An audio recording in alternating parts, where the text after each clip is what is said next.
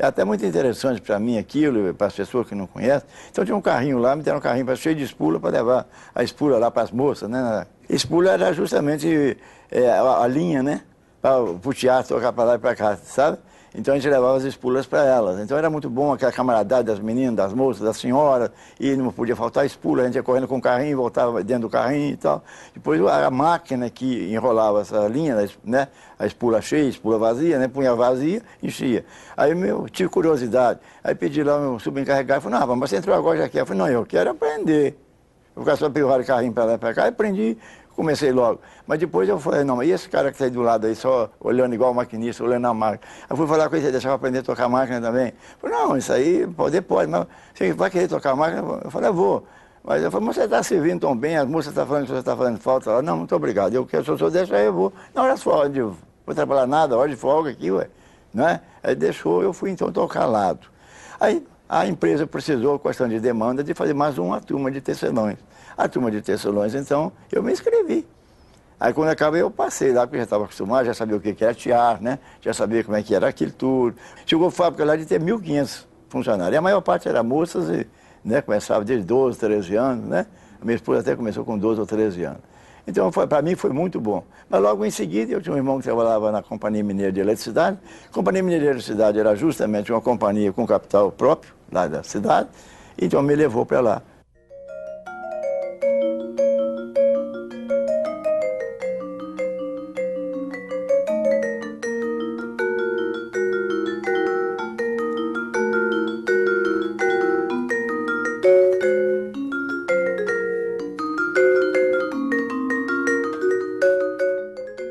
Era pesado, porque infelizmente, que a própria lei de férias que o senhor falou, foi de 1926, e dificilmente alguém cumpria isso, né? Dificilmente eles cumpriam a lei de férias, então já era por isso que não tinha. Pra você ter uma ideia, por exemplo, em 1923, teve a lei Eloy Chaves, que era um deputado federal, que fez a lei para o ferroviário de aposentadoria, quer dizer, então tinha até um conselho administrativo, patrão, empregado e governo. Então tinha assistência médica, tinha todos os direitos, isso em 1923. Então só o Getúlio, depois de 1930, ele começou a fazer os institutos. Quer dizer, o Instituto do IAPB, o Instituto do IAPC, o Instituto do IAPTEC, o Instituto do IAPI, o Instituto do IAPB com as bancárias, que era o melhor, porque mais gente ganhava mais, eles ganhavam mais um pouco, instituto muito bom. Então tinha vários institutos. Então, antes disso, Getúlio, infelizmente, não se tinha mesmo uma assistência social, né? Porque não tinha instituto para dar assistência social, para nós de fábrica não tinha. Era 8 horas, eles obedeciam rigorosamente. Mas nem todos. Então eles falavam assim, Riana, agora você terminou o serviço, você volta às 6h30 porque está trovejando. Aí eu ficava até 2 horas da manhã. Agora, pior é 2 horas da manhã, você molhado, e você não tem outro sapato. O sapato é o mesmo que você tinha que colocar no outro dia, aconteceu isso comigo, aconteceu com os outros. Resultado, o que acontece? Você, aquelas horas, eles punham lá uma banca de hora, que estão querendo agora um banco de hora, né? Então você ficava lá. Mas não deixava você folgar no outro dia. Então eu saía 2 horas da manhã, tinha que voltar às 7. Com a roupa molhada, o sapato... Era assim, isso na companhia que era boa. Você sabe, entendeu?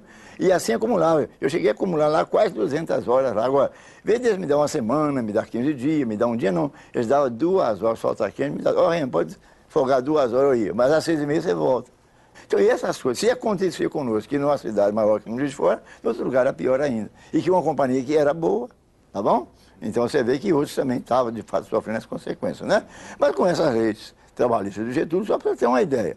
O Getúlio chegou na campanha dele, que eu não estava lá, mas a campanha dele, ele já prometeu até de colocar o Ministério do Trabalho, que não tinha. Então não tinha Ministério do Trabalho, nem Ministério da Saúde e Educação, não tinha. Então o que esse pessoal estava fazendo antes de 1930? Por isso que eu não sou Getúlio, muita gente é Getúlio, porque mesmo os adversários têm que ver isso no Getúlio. Ele fez o Ministério, não é isso? De Educação e Saúde, e fez o Ministério do Trabalho. Depois, logo em seguida, ele fez a legislação trabalhista. Por quê? Porque nós não tínhamos direito. E como é que eu vou discutir com o patrão uma coisa que me manda embora na hora? Ou então o direito fala, não, você não tem, não tem, não, gente. Eu ponho uma justiça, a justiça decide. Agora, quem é honesto aceita a decisão da justiça. Se não aceita, recorre, vai. Não é? Então, os patrões daquela época, que pessoal né, que a gente pode dizer assim, patronal, todos reagiram contra o Getúlio. A raiva deles contra o Getúlio por causa da legislação trabalhista. Naquele período. Aí veio assistência médica, veio a questão da aposentadoria, veio tudo isso, não é? Então, o Instituto era formidável. Agora, lamentavelmente, a Revolução Militar, que não sabia de nada, aí vem e acaba com tudo e põe aqui um Instituto único, sem preparação.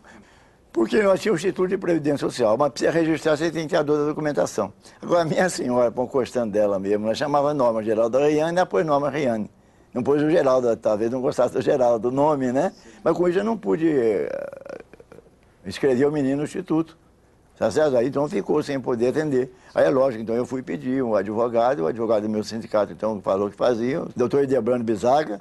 O doutor Edebrando Bizaga era advogado, o doutor Edebrando Bizaga foi deputado, vereador de fora mais votado, nós apoiamos ele em 47. O doutor Bizaga nós elegemos ele para federal, e depois ele foi chefe de departamento também do Ministério do Trabalho, e depois ele tinha, como deputado federal, tinha uma situação muito boa lá, que ele era conhecedor profundo da legislação trabalhista. Então, o Getúlio nomeou ele para ser ministro do Tribunal Superior do Trabalho. E ele chegou a ser até presidente do tribunal. Mas então, nisso aí ele arrumou para mim e resolveu tudo. Então, justamente da política, porque eu fui na casa dele oferecer os meus préstimos para trabalhar para vereador para ele, porque tinha me acertado isso, não me cobrou. E ele também não tinha dinheiro para pagar. Aí eu cheguei a falar com ele, ó, se eu podia dar aí, fazer um esforço meu para dar 100 cruzeiros para o senhor aí, ou 100 mil reais naquela época. O que vai fazer para o senhor? Nada. Mas para mim é meio, né, não tem condições eu comer os meninos. Falei, não, você nem pensa nisso, nem tal, tá bom.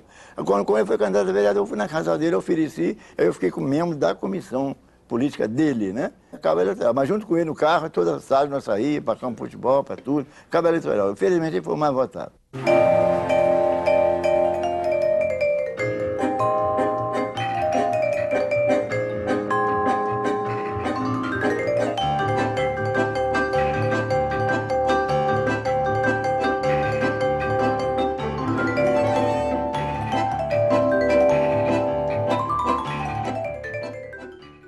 Porque Carris Urbano é porque tinha bonde de Carris Urbano. Carris Urbano é bonde. Então o sindicato é Sindicato dos Empregados, Empresas de Carris Urbano. Esse é o nome correto. Nessas discussões a gente, não é? Então passou a aparecer, não é? Na reivindicação de aumento salarial, mas eu nunca me interessei por política. Eu fiquei gostando do negócio de sindicato. Que você vê que tem ali uma laranja, você vai lá buscar laranja, tem uma banana, você vai buscar. Você vai de política, um negócio, aquilo não sei, você podia lutar por interesse da classe operária. Muitas vezes a gente vê os retratos dele tudo sorrindo, tudo isso e tal. Não era um homem triste, nada disso. Era um homem convicto de tudo que fazia. Era um homem estudioso. Ele conhecia a matéria, quer de economia, quer de finanças, de tudo. Muitas vezes a gente não sabe que ele foi até ministro da Fazenda do Washington Luiz. Né? Foi ministro da Fazenda, foi deputado federal, deputado estadual, né? Foi... Então ele tinha muita capacidade também nessa parte intelectual, aquela parte de positivismo, ele estudou muito Conte, então ele estava assim, agora, o Getúlio Vargas é justamente o que ele gostava de o amor que ele tinha pelo Brasil. O problema dele, ele era um nacionalista, mas não é dizer nacionalista, igual a Brizola fala, igual a Reis fala, igual a outros falam, não. Ele é uma brasilidade de negócio. Tanto é assim, professor, que até hoje você vê e pode procurar que você não acha que ele nunca fez uma visita no exterior. Porque ele só foi 2 vezes só. Mas em lugar nenhum. O negócio dele era o Brasil, construir o Brasil. É pôr a questão da máquina funcionar, a questão da máquina industrial. Você vê que não é só a Petrobras, que o pessoal vê a Petrobras. Mas esquece que em 42 aí nós via a Vale do Rio Doce, foi com ele, velho. Vale do Rio Doce. Ele olhava essas coisas também. E na guerra ele consegue a siderúrgica nacional. A siderúrgica nacional, gente, que não foi brincadeira. E assim ele vinha dentro das dificuldades todas que tinha. E quando ele pegou o governo em 30, como é que ele pegou o governo? Arrasado pela questão do café. Então o mundo fala, mas ele mandou queimar o café. Mas tinha que mandar, porque o café está trabalhando no carro passava, por estar julgado lá, porque o preço desceu tanto que não adiantava, não tinha para quem vendeu. Ué. Então manda um queima isso daí para tirar isso daí, eu vou pagar tanto, pelo menos para vocês e tal, não tem outro jeito. Então ele tinha o espírito de brasilidade. É porque o Getúlio, você vê, já em 40 nós já tinha a questão do salário mínimo, 43 já tinha a consolidação da lei do trabalho, né? E aí a cada hora ele dava uma culpa de pobre, cada hora, então nós esperávamos no fim do ano assim, esperava a voz dele. Às vezes ele não dava até nada, mas só dele falar assim, trabalhadores do Brasil. Então nós estávamos ouvindo, quem tinha um rádiozinho na casa do outro, você estava ouvindo, para ver aquilo tudo. Aí vinha né, conforme veio o salário mínimo, né, que não tinha salário mínimo, veio um salário mínimo, né? Depois veio abono família, vocês que tinham até mais de 8 filhos, ganhavam 2%, tudo. O Dutra, então, lamentavelmente, ficou todo o período lá e não deu um tostão de aumento de salário mínimo. Mas o Getúlio chegou lá em 50, tomou posse em 51, 52, deu um aumento lá sem maiores estudos.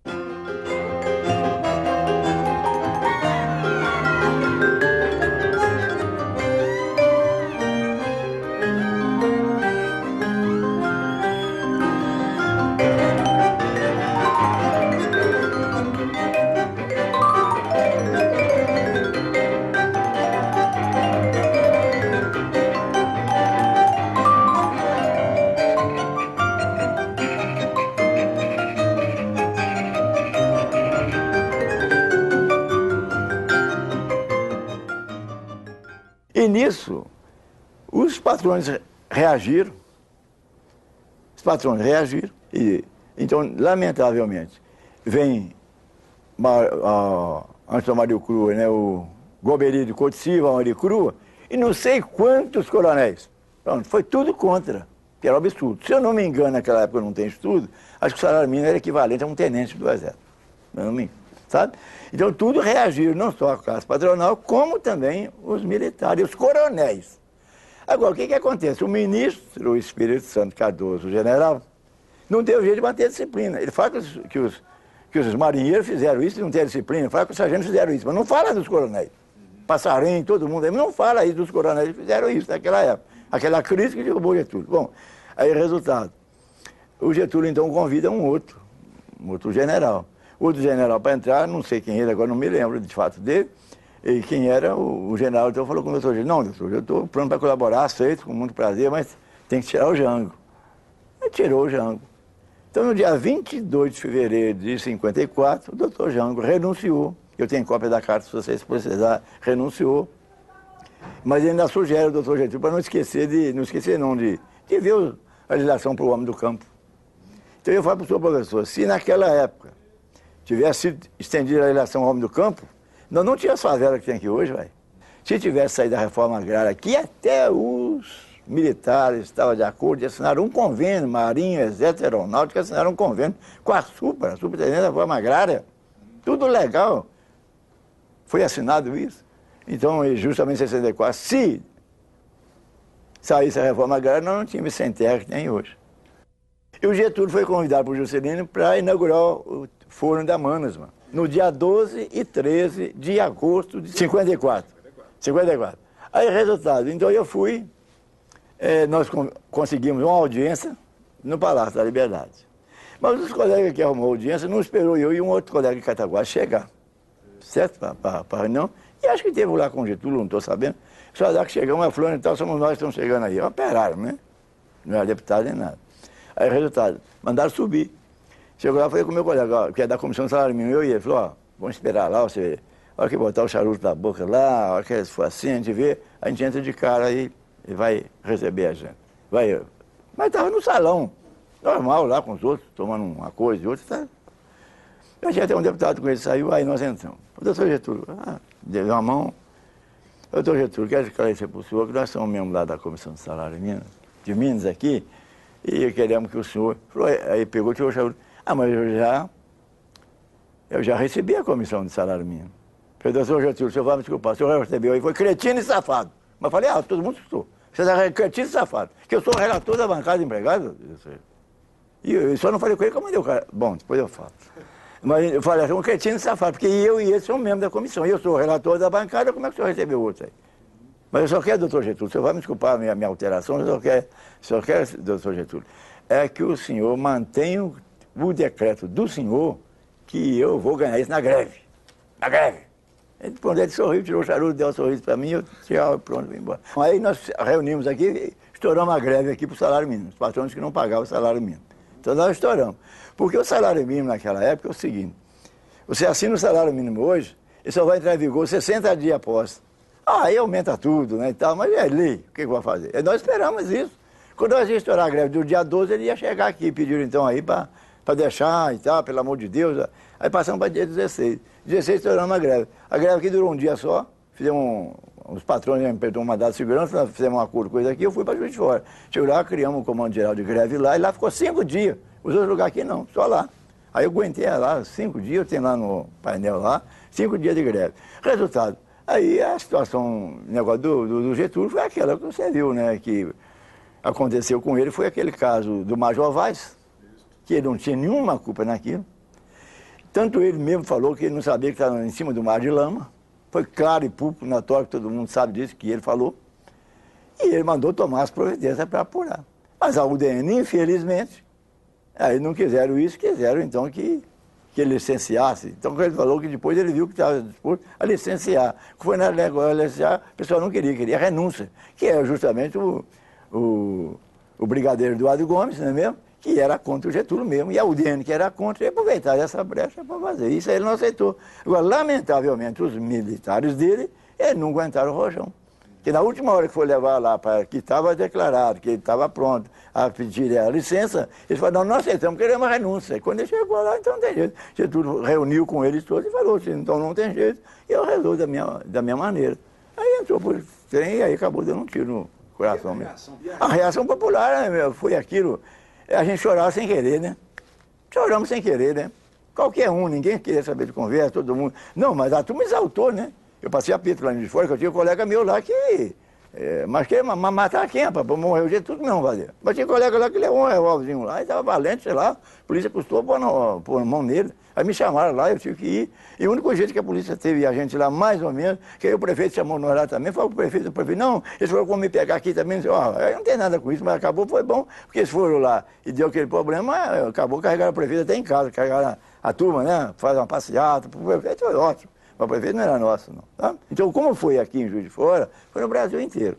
Foi uma comoção mesmo, não tem jeito, sem ninguém liderar, sem nada, o pessoal na rua malucado e disposto a qualquer coisa, né? As fábricas pararam em Juiz de Fora, com uma situação nessas condições.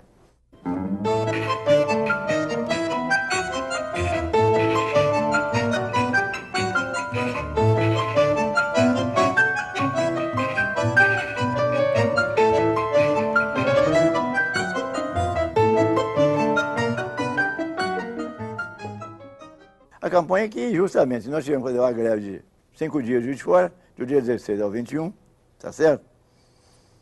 E a gente não cedeu. Então, para você ter uma ideia assim, a nossa Praça da Estação lá, à noite, tinha 30 mil operários. Durante o dia da tarde não tinha ninguém. Cada um para suas casas, foi a orientação que nós demos. Então agora você imagina só, se a greve terminou no dia 21, nós já exaustos, né? Porque eu já estava lutando para a greve, lutando antes da greve na Comissão de Salário Mínimo. Bom, então nisso aí acaba o Getúlio, morre dia 24. Nós já tudo, né?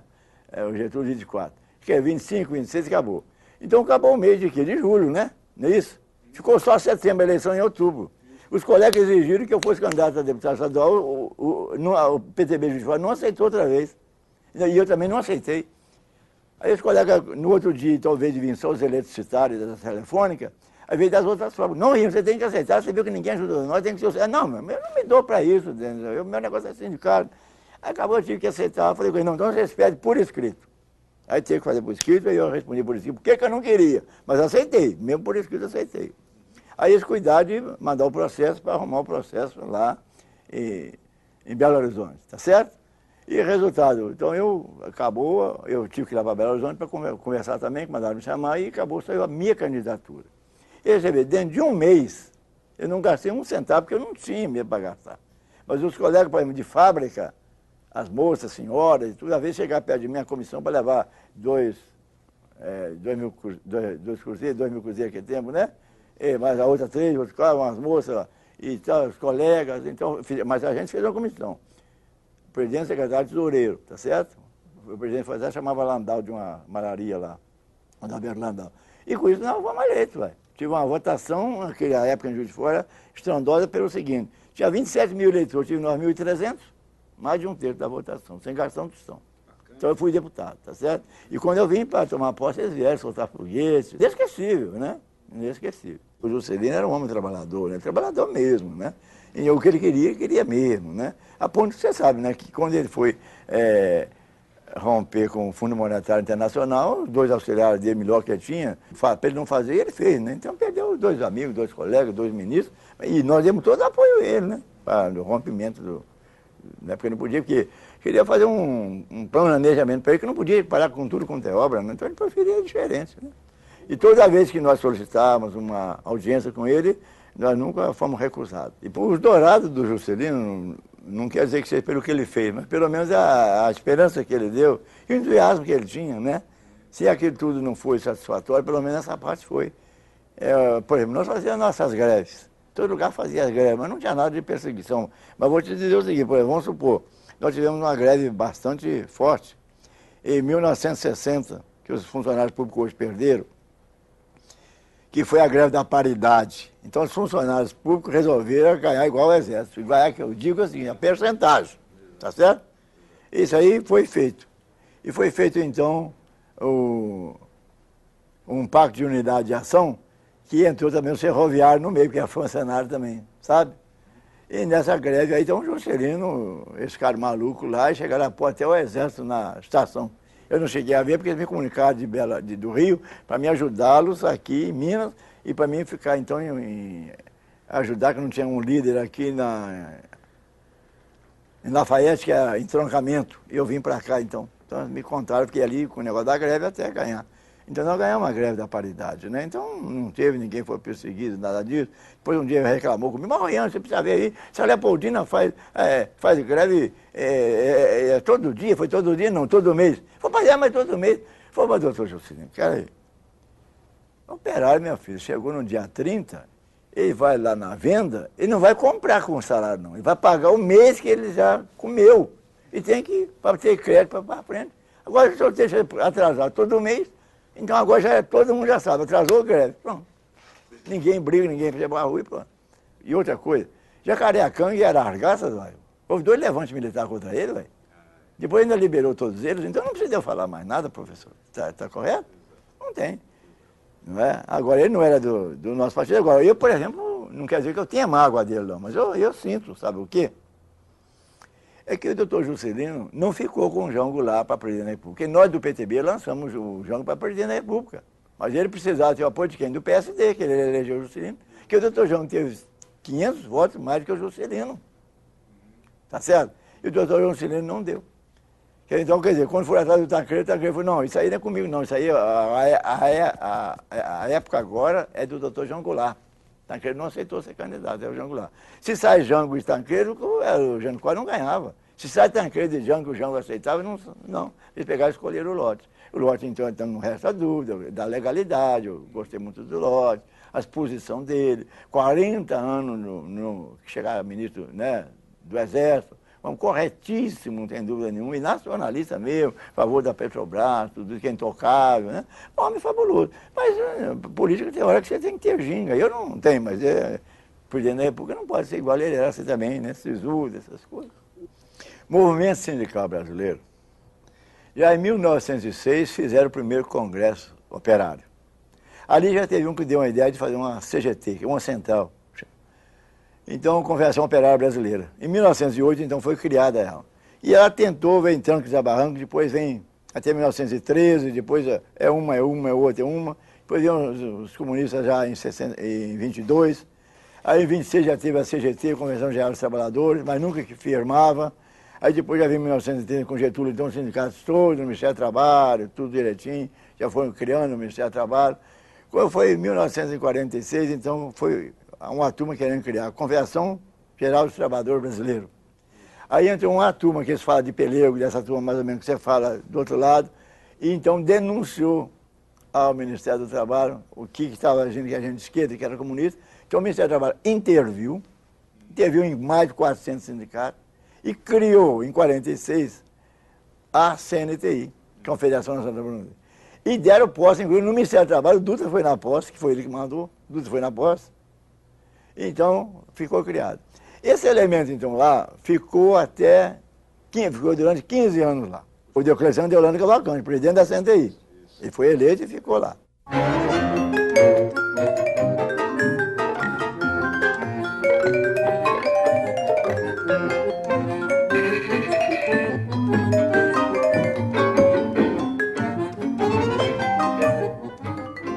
Aí então eu fui eleito como baiano para lá, Hermenito Dourado, para a Confederação.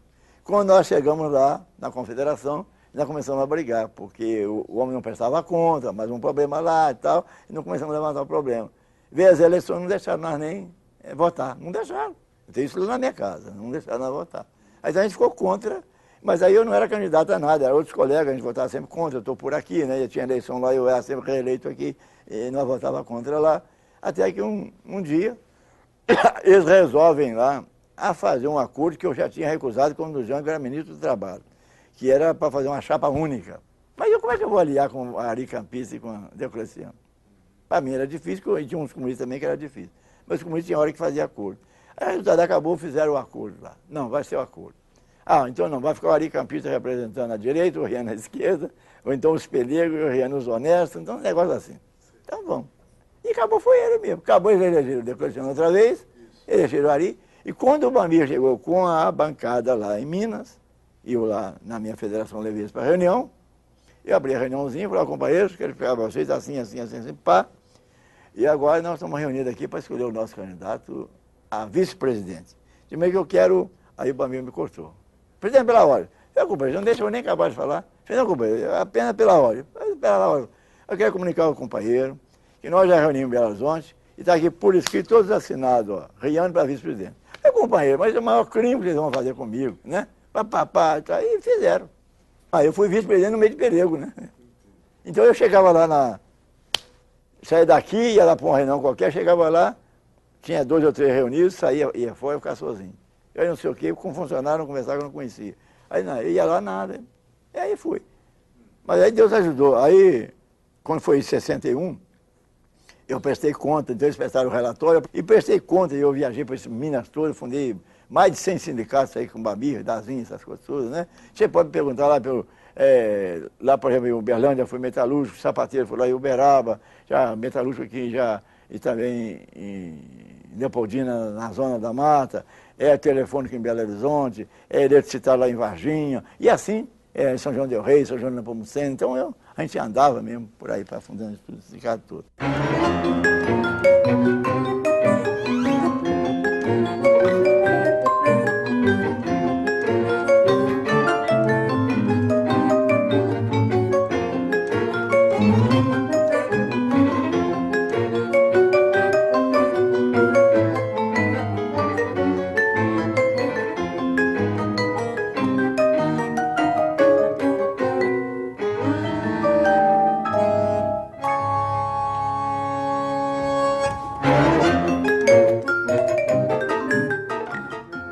Não cortando muita volta, vem as eleições da CNTI. Aí eu fui para um colega, que era segundo tesoureiro da CNTI, me telefonou. Aí, resultado, eu fui numa reunião lá e falei requeri uma reunião da CNTI. Diocleciano me comunicou mandou me comunicar, estava marcado e eu fui. Cheguei lá, sentei lá, eles me deram a palavra lá logo. O companheiro Rian pediu aí, está com a palavra aí. Perfeitamente, presidente. Quer dizer, o senhor, eu não tenho nada pessoalmente contra nenhum dos senhores. Mas agora vem as eleições aí, vocês não vão falar nada, eu sou o vice-presidente, está na época, eu também não quero me interferir nisso. Só quer dizer que eu não tenho nada contra os senhores, mas administrativamente eu tenho, com ressalva do segundo tesoureiro, o Plácido, que é do Rio Grande do Norte. Então eu vou fazer uma chapa de oposição. E os senhores, nenhum dos senhores serve para a minha chapa, só ele. Se ele quiser, vai falar agora. Ele pegou e falou que aceitava. Infelizmente, eu fiz a minha chapa e saí cavucando, como diz o outro, porque não tinha condições. Aí que eu vi que a CIA entrou no meio. A CIA, rapaz. Rapaz, eu posso falar que Deus está me dando aqui essa parte. Eu cheguei a ver, não sei como que eu vi, foi no jornal, o que foi, o Adido Trabalhista tomando uísques com eles lá. E o meu colega que foi vice-presidente, Dante Pelacani, não é? Então estava lá com eles lá. Nós tínhamos colocado ele como diretor do Departamento Nacional de Previdência Social, não é? Aí eu tive que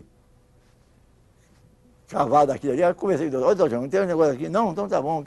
Eu queria ver se você podia me dar uma ajuda. Aí falou, bom, pode ver. Eu falei, não, João, no Rio Grande do Sul você tem alguém lá? Ficou assim, Aí depois voltei no João e disse, João, você não pode me ajudar em nada. Porque o Rio Grande do Sul você não tem um voto lá. O pessoal não tem um voto. Então lá tem 7 federações, tem 7 votos e eu tenho 2 votos de esquerda que eu nem conheço. Foi o que vota em mim. Me telefonou já que vota para mim, minha chapa. E agora Eu fui ver, Paraná tem 2 votos, Santa Catarina tem 2 votos, tudo contra mim também. Então, tudo desse jeito. Aí resultado, nós fizemos, infelizmente, aí a vitória, então, foi uma vitória muito bonita, porque o doutor Jango foi na nossa posse, também o Tancredo foi, o Gabriel Passos, que é da UDN, foi também uma posse muito bonita, né? Nós fizemos ela no Palácio dos Metalúrgicos, lá em... Na coisa, aí então fiquei com aí então pegou o negócio da Senta aí, pegou desse jeito, tá certo?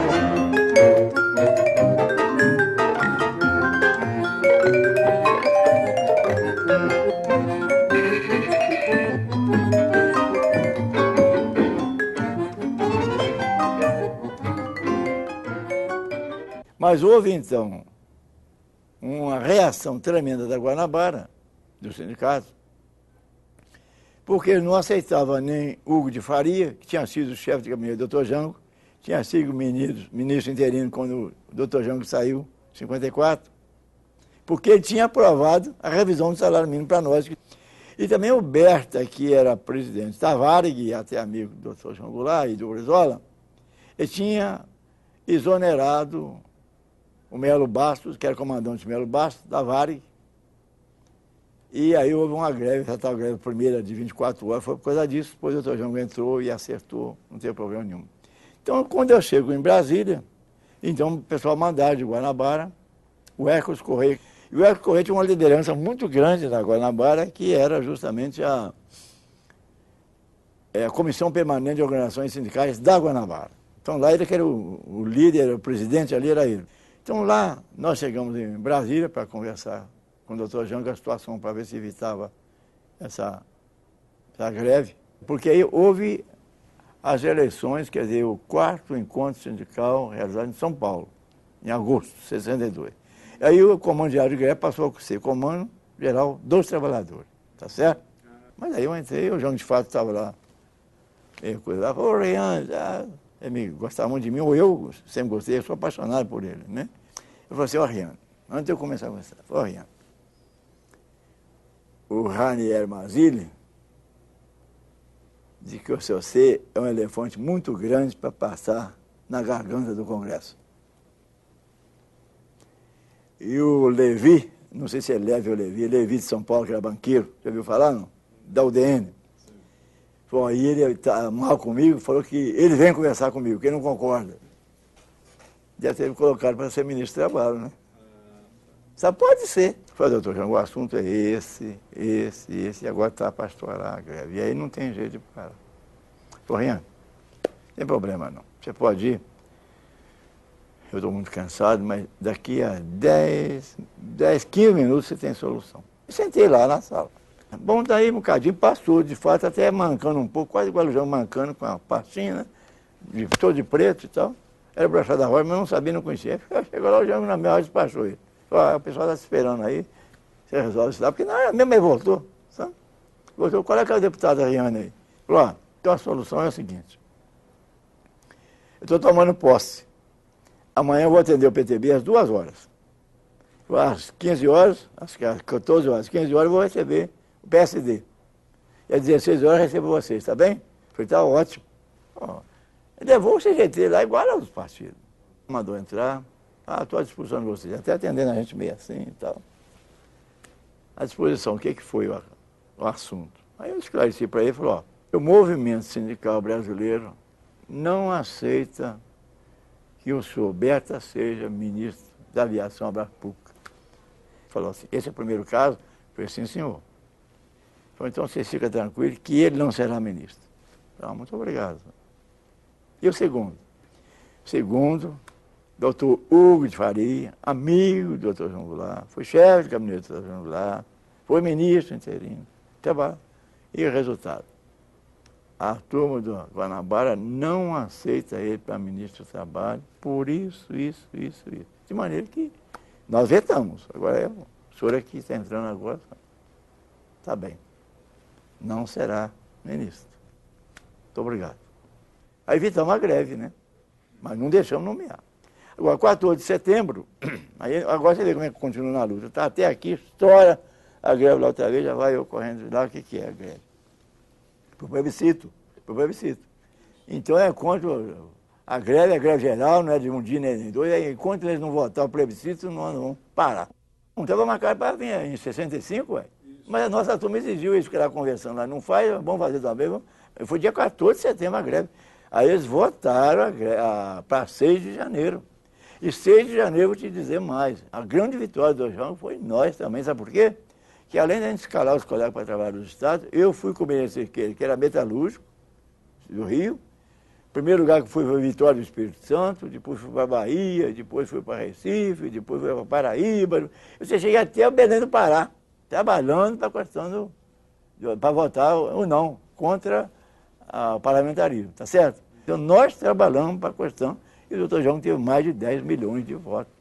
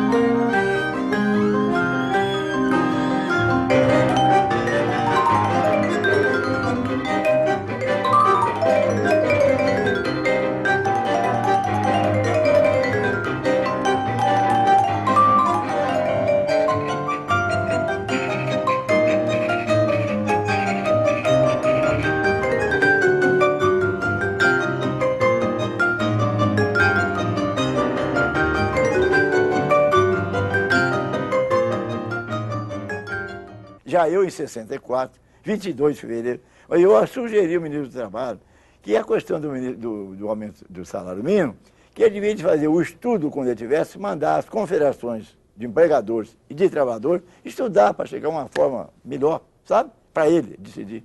Ele gostou da ideia e mandou. O único que estudou foi eu. Estado por estado, zona por zona. Resultado. Ficou tudo combinado, então, dia 21 de fevereiro de 64 eu já não ia assinar. E já tinha assinado a nosso pedido também, que influiu também na situação 64, a remessa de lucro para o exterior, disciplinou a remessa de lucro para o exterior, sabe? Tinha assinado para nós também a questão da Confederação Nacional dos Trabalhadores Agrícolas, para acabar com a livre camponesa, foi tudo organizado, ele assinou também um decreto, né? Quando eu chego, comunico com o meu colega, que era de confiança, que eu estava para Juiz de Fora, tinha chegado, tudo bem. Falei, não vai nada, quem é você, rapaz? Falei, o que foi? Algum problema? O homem não assinou salário mínimo, mas eu já fui xingando. Não xinga não, rapaz. As confederações já escolheu, aí eu sei que vai ser orador oficial, vai ser o meio-dia, e o ministro do Trabalho achou que o senhor foi o único trabalho seu muito bom, e pediu o Jango para assinar, justamente sábado que você estava chegando de viagem, e o Jango concordou de prestar essa homenagem e tal. Aí tá bem. Aí resultado, a gente foi para lá e decidiu o problema, então teve o negócio do salário mínimo e nós conseguimos em 64 também, 100% ele assinou.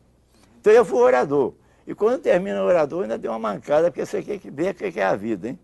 Quando eu terminei de ler, porque eu estava fazendo nome das conversas, eu falei, doutor Jango, agora estou falando agora uma questão de coração, uma questão pessoal, como presidente da CNTI. Quer dizer, o senhor, em 54, o senhor deu um salário mínimo de 100%, igual hoje está dando 100%. Então, são 10 anos, o senhor então já está praticamente com direito adquirido aí de 10 anos de casa e tal, né? E vou falar mais, doutor João. Aqueles coronéis que foram contra o senhor naquela época, hoje são generais de confiança e tal. Assim, e de a mão, ficou branco. E quando acabou, eu fui da mãe do Krug, que traiu outra vez. O doutor João falou assim, o decreto já está pronto da reforma agrária. Como é que nós vamos decidir? Aí foi me incumbiu, tem até no jornal, eu e o Hércules, e acho que o Pacheco também, um outro, para então estudar para resolver com o professor Santiago Dantas. Mas era um professor Santiago Dantas. Falei, não, ele mora em Petrópolis, mas eu vou acionar aqui, vocês podem conversar com ele, porque eu já conversei com o Sérgio Magalhães, que é da Frente Parlamentar Nacionalista. Aí nós saímos uma chuvarada que você não pode imaginar. Fomos subir uma serra, fomos lá no Santiago Dantas, cheguei lá porque fiquei apavorado, com pena, porque ele estava com câncer, tinha acabado ele, completamente liquidado, sabe? Tossindo muito, falava uma palavra, tossia, uma palavra, tossia. Mas aí conversando com ele, falei, não, Ian, eu vou mandar então a turma conversar com vocês lá do CGT, lá na CNTI, para conversar com vocês lá, não sei, o telefone, o Jango pediu de fato e tal. Que nós fomos lá fazer o quê com o Santiago? Justamente para questão do comício, porque o Hércules Correia falou, doutor Jango, mas então não podemos assinar isso, podemos fazer isso publicamente. Doutor Jango, não, mas aí você acha que tem que ter gente? Falei, não, mas qual é o pessoal que você põe lá? O Hércules falou assim, não, doutor, se for, por exemplo, em praça pública, nesse período assim, de 10, 15 dias, nós colocamos de 100 a 120 mil pessoas. O senhor falou, não, isso é muita gente. Ele falou, não, colocamos. Então vamos marcar. E marcaram. Quando marcou, ainda foi com o doutor Jango. Não, doutor Jango, é sexta-feira 13, negócio de 13 da azar. Ele riu, falou, não tem nada disso não. Pronto. Ficou marcado ali no dia 22 de fevereiro para fazer. E eu fiquei como presidente do CGT e o Hércules, né, da Guanabara, ficamos responsáveis. E dali, igual eu fiz o comércio, aquele do Getúlio que eu falei, que eu fiquei apertado, telefonei para o presidente do PT, do PTB, que é o Talarico, né? Ele arrumou a ajudar a gente lá, né? Porque só a gente de cúpula não tem, não é mesmo? Estudante ainda tem alguém, mas então é de cúpula. E os sindicatos nossos também ajudou. Então foi muito bom. Então isso aí que foi, nós resolvemos dessa maneira, e felizmente o comício foi um comício de 200 mil pessoas, né? Então foi os oradores também, para você ver. Nós tivemos o governador da UDN, que é de Sergipe, foi, Seixas-Dória. Nós temos o Arraes, que é do Pernambuco. Tem o Badigé da Silveira, que é do estado do Rio. Tem o Dutra, que era, Eloy Dutra, que era vice-governador da Guanabara, né? Tem o Brizola, que falou como federal. O Frente Parlamentar Nacionalista falou o representante também dos estudantes, falou o representante nosso também, que é o Lindolfo Silva, que na hora de escolher o candidato nosso, que eu companheiro, reforma agrária aí, deve ser o presidente da Convenção Nacional do Trabalhador, agricultura, que é nova, mas então eu falei, eu nem conhecia ele, depois eu me falar que era um comunista também, sabe? Lindolfo Silva, né? Mas então foi um verdadeiro espetáculo aí. Como aconteceu com o Getúlio, que eu fui o último sindicalista a falar com ele, né? Porque se eu falei com ele dia 12 ou 13, ele morreu no dia 24, só deve... Com o Jango a mesma coisa. Quando o doutor Jango, então, me telefona. Eu lá, no dia 31, para decidir a greve. Vamos decidir a greve geral. Aí, de qualquer maneira, a classe operária não vai faltar com o doutor Jango. Sabe? Então, nós decretamos a greve. E eu era o presidente. Resultado, o doutor Jango pega e telefona. Ô, Rian, você vê se evita a questão da greve aí. Doutor Jango, como é que o senhor está com a cabeça? Se não for povo para a rua, não tem jeito, porque nós agora estamos apertados, não tem jeito. E até falou, não, Rian, mas tem um cargueiro aí da Petrobras, não sei, parece que eu falei, doutor, você não pode nem estar pensando em negócio de cargueiro, nem Petrobras, não. O negócio está feio aqui, pelo que eu estou vendo. O senhor vê que o senhor mandou soltar a nossa turma toda do CGT, que estava preso aqui, eu vim aqui, cheguei de Juiz de Fora, estava tudo preso aqui, ué.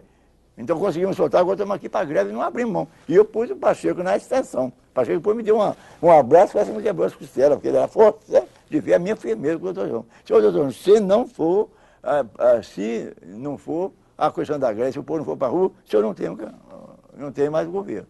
Aí ele falou, não, eu estou conversando com o CRU. O CRU pegou, aderiu a eles. Falou, não, doutor João, se o senhor não prender, acabar com essa turma do CGT, pronto. Como é que o CRU, sendo um chefe de gabinete militar, como é que ele é ministro da guerra, como é que ele vai para o segundo exército, chega lá na hora H e fala com o doutor João, não, só se o senhor prender essa turma do CGT e acabar com isso. Pô, é ministro da guerra, não, vai ficar ali fazendo o que mais?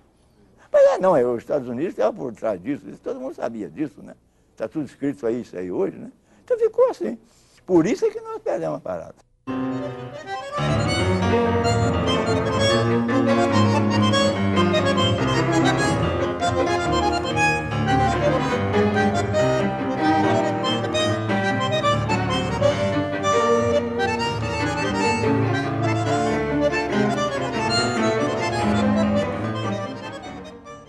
Aí os meus advogados da CNTI, eram 7, 4 foi lá, arrumou Moraes Filho para ser meu advogado, e esse advogado da CNTI que estava invadido. Ele falou, fala com o Yang, está tudo parado, questão de direito, que ele pode ir embora, vai arrumar um lugar e se passa a exilar. Os advogados arrumaram para mim o México e o Chile. Mas isso aqui, agora vocês trabalharam 2 anos e 3 meses comigo, não me conhecem. Eu vou para Juiz de Fora para ver a família, eu vou para a Assembleia, e eu vou ser responsável pelos meus atos. Quando eu cheguei lá em Juiz de Fora, meu pessoal assustou. Porque lá ficava o agente do Exército, da polícia, vigilante, né? Da Polícia Militar, Polícia Civil. Não, quando eu cheguei, Deus ajudou, que não tinha ninguém, que Deus me desse essa coragem, né? Eu cheguei lá, não tinha ninguém. Aí um filho lá falou assim, ó pai, tinha um major que me procurou e falou, sabe onde é que o senhor está aí, que eles estão procurando o senhor para matar aí. Vamos dar sério. Mas que ele é responsabilidade moral e fisicamente para o senhor, que é o dever e a obrigação. Mas eu falei, isso aí. Eu falei, então vamos lá agora. Pega essa aí, meu filho tinha 20 anos, vamos para lá, pro QG, né? Quando eu cheguei na 4ª Região Militar, quando eu estou chegando perto, eu escuto o sino bater, né? O sino da igreja, 5 horas a missa. Aí cheguei lá um sentinela, mandei chamar o sargento de dia. Mandou chamar o sargento de dia, falou, ó, vim aqui porque o senhor deseja. Falei, eu sou o deputado Reiane e estou me procurando, quer saber o que é. O senhor é o deputado Reiane? Levou um susto danado. Então me conhecia, eu falei, sou. Aí fomos. Chegou lá e me apresentei então ao tenente-coronel. Ó, Reiane, foi muito bom você ter apresentado, porque aí você pode colaborar conosco. Falei, perfeitamente, coronel. Eu estou aqui, não tenho dúvida nenhuma, mas não há mais melhor colaboração do que a minha presença. Falei, não é certo. Não, e aqui, eu que agora depende da colaboração. Não é só você assinar uma cartazinha aí. Falei, não, a carta não tem problema, eu quero ver o conteúdo, né, coronel? Falei, não, o conteúdo é que você só confirmar que o Brizola e o Jango é comunista. Falei, mas é justamente que eu não posso concordar, porque nenhum dos dois é comunista. Eu não sou brizolista, eu sou do Jango. Mas o Brizola é do meu partido. E agora nenhum dos dois são comunistas. Isso aí eu não posso assinar. Ah, não pode? Não, não. Pronto. Aí virou as costas e foi embora. Aí me mandou lá para o alojamento, né, da PE, né, que é soldado grande do Exército, né. Chegou lá, mandaram colocar a mão aí no muro lá e começar a chutar meus tornozelos, soco nos rins, aí pintaram comigo lá, né, arrebentaram tudo. Alguém soube lá, um sargento, eu vi falar também, não sei se é verdade, com um outro tenente-coronel, ele foi, mandou tirar, aí me pôs lá com 4 major numa sala, falou que isso é maior absurdo, que isso não pode acontecer, que o pessoal está para averiguação, como é que fazer uma coisa dessa, se o Exército é uma instituição. Falei, coronel, dá licença aí, mostrei, puxei a perna e mostrei tudo ensanguentado. Né? Outro dia me mandaram para o DOPS, que eu fiquei no DOPS aí eu fui para uma parte do CPOR também, mas aí já caçaram o nosso mandato, porque ia caçar o mandato, no dia 8 já caçaram o nosso mandato, aí dia 9 já mandaram nós lá para lá. Mas com o infelizmente para nós o que aconteceu, é que com essa cassação nossa, aí tem um comandante aqui da ID4 do Exército, aproveitou aquilo ali para fazer o processo o IPM, sabe? Ele fazendo ele, eu fui condenado a 17 anos, o Bambinha foi condenado a 20 anos e o Tazinho condenado a 10 anos. Aí o Bambinha teve que ir embora, porque estava perseguindo ele. Agora, o Bambinha, por exemplo, bateram tanto no Bambinha aqui no DOPS que estouraram o timbre do ouvido dele, deu para me ver ele todo ensanguentado, bateram muito no Dazinho, e outros caras não me bateram. Mas que me ameaçaram, xingaram, pintaram, que ia mandar lá para São Paulo, falaram bastante conversa. Depois pediu se eu podia fazer um rascunho, pelo menos, para saber o que eu fazia. Em 65, por exemplo, eu consegui o habeas corpus, para você ver como é que é as coisas. Então, o Peri Bevilacqua, que tinha tido um arranhão comigo, então caiu justamente o habeas corpus na mão dele, né? Para ser relator. Aí minha patroa falou, meu, você mandou ver, eu vi isso agora, mas que você brigou com o general. Eu falei, não, minha filha, isso o que nós vamos fazer? Eu falei, não, mas ele é um homem, no meu modo de entender, é honesto. Se for honesto e correto, ele vai dar o habeas corpus. Agora, se ele quiser dar uma casquinha, tem razão, porque ele perdeu lá o segundo exército, né? Aí acabou e deu favorável. Aí o Mourão votou, e dizem, não está escrito, que o Mourão falou assim, não, eu concedo, porque ele se apresentou, teve a dignidade de se apresentar no meu comando. Aí chegou, eles não me soltaram, não. Aí eu sobrava a princesa uma carta para eles, se eles não quisessem atender, para virar para o segundo habeas corpus. Aí eles negaram, aí não deu. Aí o Bevilacqua me deu no primeiro e me deu no segundo. Mas o Mourão não, já votou também contra, né? Então eu fiquei perdido. Então eu fiquei preso. Aí veio a condenação. Da condenação, eu recorri, nós recorremos para o Superior Tribunal Militar, caiu para 7 anos. De 7 nós recorremos para o Supremo Tribunal Federal, caiu para 1 ano e 2 meses. Por causa do AI-5, por causa da marcha dos estudantes, então o que eu fiquei sabendo, não sei se é verdade, é que todos os líderes aí seriam presos outra vez, eliminados, tudo, porque eu recebia um recado em casa que eu sumisse. Eu falei, eu não sumo, tá certo? E outro, então, o que acontece? Tudo por causa do AI-5. Aí o resultado, em 69, eles então fizeram porque não tinha jeito de me condenar, ué. Você me entendeu agora? Não tinha, meu advogado me defendeu, e não tinha jeito de me condenar, que eu não levei dinheiro nenhum. E vou te dizer mais, sabe o que aconteceu antes de eu acabar isso? É o seguinte, para o comício do dia 13, então o diretor lá de São Paulo pede ao ministro do Trabalho se podia arrumar uma verba para alimentação, para sanduíche, na viagem de trem que eles vinham, né, uma composição ferroviária. O ministro falou perfeitamente, faz por escrito. E foi na CNTI, eu não estava, quem estava lá é o Dante, sabe? Aí o Dante assinou, eu estava até um pouco adoentado, eu tinha desmaiado na CNTI, porque era muita coisa para mim, eu estava desmaiado nesse dia. Aí o Jânio assinou, ele foi lá, eles pegaram e deram o dinheiro. Mas o dinheiro é depositado, tá certo? Não tem problema nenhum, 1.500.000. Mas para retirar, precisava da minha assinatura. Porque isso é de estatuto e é da lei também nossa, sabe? E eu assinei com o tesoureiro levou na maior boa vontade. E com aquilo, assim, não houve tempo, porque você tinha 30 dias para gastar dinheiro e 60 dias para prestar conta. E as contas, esse dinheiro não entra nem assim na escrita da entidade, não entra. Porque tem que prestar conta da comissão do imposto sindical, você entendeu? Você vai lá com os documentos, né? Tem a cópia, então eles assinam. E quando acaba, se foi no dia 13 que deu o dinheiro, o dia 11, houve a revolução, aí o que acontece? Não teve jeito de prestação de conta. E resultado, com isso, eu e o Plácido, então fomos condenados a 2 anos. A testemunha, por exemplo, de acusação, quando ele chegou lá, deram o nome, tudo, tipo, quem é o senhor? Eu falei, não, eu sou contador do Ministério do Trabalho, sou contador disso ou daquilo, da comunidade. Eu falei, poxa, eu estou, como diz o outro, né, perdido, eu estou fodido aqui, né? Então ele, testemunha, que é contra mim, então falou que é tudo correto. Mas mesmo assim me condenaram. Mas eles ficaram sem jeito de condenar. Quando eles condenaram, ainda condenaram com data atrasada. Porque condenaram, a sentença saiu para dia 15 de outubro, que era dia do meu aniversário de 68. Estou chegando no Rio. Entrei num depósito de preso lá, uma coisa horrível, sabe? Só para você ter uma ideia, quando chegou lá, o cara assim, já de gravatinha não, camisinha branca e tudo, mas é preso, né? Falou assim, olha, eu vou te arrumar um melhor lugar que eu posso arrumar para o senhor aqui, tá? Porque está muito cheio, tá bem, muito obrigado e tal. Mas só de chegar lá, mas você tirar a roupa tudo, ficar nu ali, já fica chato, né, rapaz? Até cueca tem que ser dele lá. Tá bom, estou preso mesmo, vou para lá. Chegou lá, quando eles abrem lá, aquelas portas grandes, assim, tem só uma coisinha assim, que me julgou lá, falei, nossa, mãe do céu. Aí o resultado, estou olhando assim, eu tinha 46 presos numa sala daqui lá. Acho que é menor que isso aqui, ó. O calor do Rio, você não vai imaginar. Agora, lá numa ponta tinha lá você fritando linguiça, na outra fritando ovo, na outra você fazendo café. Mais calor ainda. Já vier pedir dinheiro lá pro café. Eu falei, não tomo café, não. Não, mas vê se você pode colaborar. Então, eu não conhecia ninguém, né? Aí deu um bocadinho, tem uma turma lá, miolo, não entendia. Aí veio um outro daqui de Montes Claros e falou, ô meu tio, eu tinha essa sorte de me chamar de meu tio, sabe?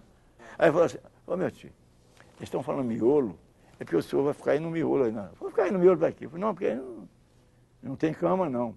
Cada um tem esses trapos velhos aí. Vamos, eles estão julgando ali. Eu falei, não, mas posso ficar sabendo que é ali que tu vai ficar hoje. Porque ninguém vai ficar em pé igual tá aí. Tá bom, paciência. Aí fiquei. Depois me tiraram de lá e me levou para penitenciária. Não, isso eu não lembro, não. Deu uns 5 dias só, mas fui para penitenciária, né?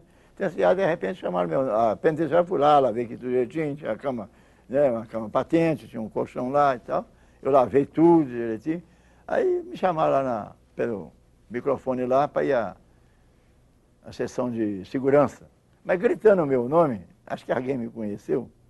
Inclusive, Riane, não sei o que lá, eu fui. O guarda ia me buscar, eu fui. Quando eu voltei, tinha uma turma esperando, bateram um papo comigo. Era justamente o Alcino que tinha matado o Major Vaz. Mas no outro domingo, havia um cara, estava vazio do meu lado, assim, na frente, um xadrez, um rapaz, uma cela, parecia doido. Ia para lá, voltar para cá, ia para lá, para cá, e começou a resmungar. Falei, o que foi, rapaz? Você está parecendo doido, senhor? Hoje é domingo. Falei, não, rapaz, estou com medo desgraçado, medo desgraçado. Falei, mas o que foi? Você bateu em alguém, você matou? Não. Aí não quis saber, depois acabou falando. Falei, não, estou com medo da Ilha Grande, com medo da Ilha Grande, com medo da Ilha Grande. Com medo da Ilha Grande, por quê? Falei, não, estou vindo de lá, você não queira saber que lá, é um inferno, é isso aqui. Quando era de manhã, 4 horas, me levaram para lá. Falei, pô, eu vou para o inferno lá, vou fazer. E aí? Não, aí quando eu cheguei lá, eu achei que eu não voltava, porque cansaço.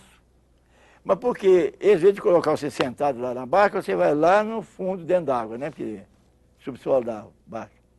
E aqui chacolejando, ainda entrava um bocadinho d'água. Agora, lamentavelmente, eu um defecando, outro mijando, outro jogando porrinha, outro jogando negócio de fósforo, outro jogando maconha e outro bebendo cachaça. Então, você não pode imaginar.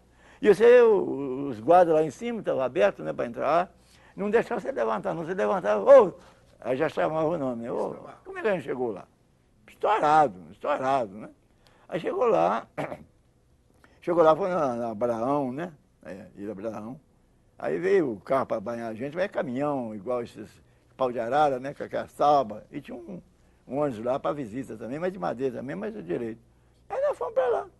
Chegou lá, quando chegou no saguão lá, vamos pôr nós tudo peladinho lá, um atrás do outro lá, e falou, gente, aqui eu sou não tem secretário de segurança, não tem isso, tem aqui, tudo aqui é eu. Comigo aqui é na bala, ou então comigo é nisso. Aí é mais ou menos 1 metro lá o cacetete deles, mas é de madeira, família, sabe? Mas ele falou assim, ó, quem não quer pederastia aqui, não quero cachaça, se não tiver isso. Quem não fizer nada disso, não tem problema. Eu falei, pô, então tá pra mim, né? Mas nossa mãe do céu pra viver lá. Aí me só, cara, quando eu cheguei de noite lá, nós fomos pra uma salinha menor lá, né? Uma sala menor, voltou nós lá. Aí já comecei, quase que eu entrei pelo cano. Mas aí eu vi um cara fazendo, subiu, comecei a manjar o cara. E aí, rapaz, subiu uma notinha e já desceu a maconha. Sabe? Aí, bom, daqui um bocadinho, veio lá, distribuiu lá o colchão lá, um para cada um lá e tal. Aí vem fazer a revista. Eu falei, ô, seu guarda, você vai desculpar falar com o senhor. Eu falei, o que é? Estou precisando de colchão, que não tem para mim, não. Falei, veio colchão para todo mundo. Mas para mim não veio. Né? Quase que me deu um tapa na cara. Tem um dia que um cara me deu um coice, dá um guarda, que me bateu com a bunda lá na parede. Mas aí, de repente, ele mandou o colchão. Mas aí chegou para mim, meu tio, você não faz isso não. O que é? Ele vai chamar o senhor de caguete. Porque se o cara vê que o cara tem 2 colchões, o senhor está perdido. Você denunciou o cara. Eu falei, pô, mas ele não tinha nada que tirar a porra do meu, né? Colchão. Eu falei, não, mas você aguenta a mão, mas não pode fazer isso não. Eu falei, tá bem, obrigado. Mas aí, rapaz, aquele dia eu tive um pesadelo que eu não esqueço até hoje. Foi até bom. Eu estava assim, eu hei de vencer. Mas gritando, eu sentia que estava gritando, mas não sabia como, né? Aí eles juntaram uns 3 ou 4 lá para me balançar, para me voltar assim, né? Aí eu hei de vencer. Aí eles riram depois, meu tio, você vai vencer, nós vamos vencer mesmo, vamos sim, vamos arrebentar esse trem aí. Mas depois que me contaram direitinho como é que foi, meu hei de vencer, acabou, passou. Foi de manhã, fomos pro café. Mas chegava o pão, veio de ser pãozinho assim, um pão desse tamanho, fresquinho. Café com leite, você levar uma garrafa, café com leite cheio, aquilo fervendo. Pô, aqui não tá ruim não, né? Porque eu passei aqui no Dops aqui, teve um dia que eu peguei um pedaço de pão que o cara jogou no chão, eu peguei ele e o papel sujo que eu jornal, ainda embrulhei ele e botei no bolso. Bom, eu não passo fome. O negócio aí era feio, saiu em algum lugar, né? Mas lá estava assim. Aí depois começou a sair um por um lá, quer dizer, então uns que já eram da cela, que foram lá no Rio depor, ou foram lá no Rio visitar a família. Algumas, né? Já essas coisas toda segunda-feira aí e voltava. Então, o resultado, eu já fiquei mais vazio lá, mas aí me transferiram. Mas aí me transferiram para uma de 27 lugares, aí foi ruim. Apesar dela ser grande, é beliche, né? Não tem problema nenhum, tá? Mas é muito difícil conviver com eles, né? Porque é na maconha, mas no isso, mas aqui. Então foi uma vida assim, uma vida de cachorro, né?